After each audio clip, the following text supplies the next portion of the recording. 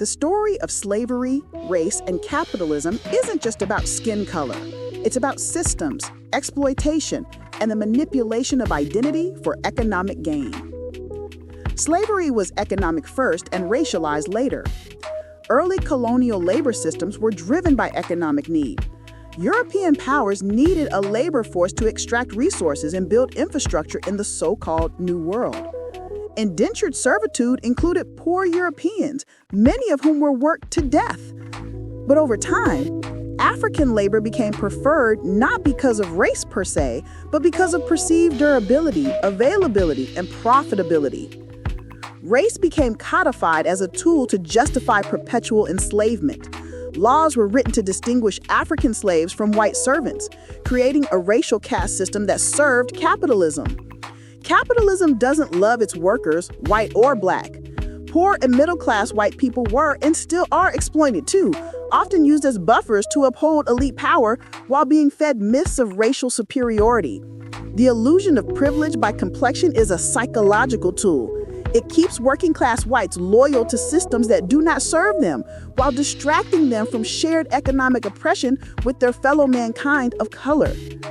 It is the spiritual and systemic deception that pits the majority, poor and working-class people against each other, while enriching the rich and super-rich few. The idea that skin color was ever a natural barrier between people is a myth crafted for control.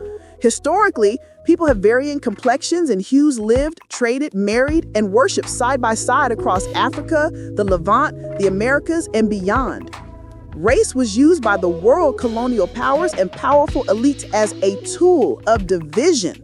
Before colonialism, skin tone wasn't the primary marker of status or identity. Language, tribe, religion, and lineage mattered more.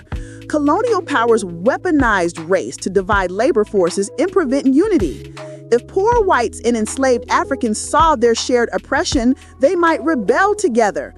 So laws were written to elevate whiteness artificially, creating psychological distance. Divide and conquer wasn't just military, it was spiritual and social. It fractured communities that had once coexisted, and it rewrote the meaning of difference.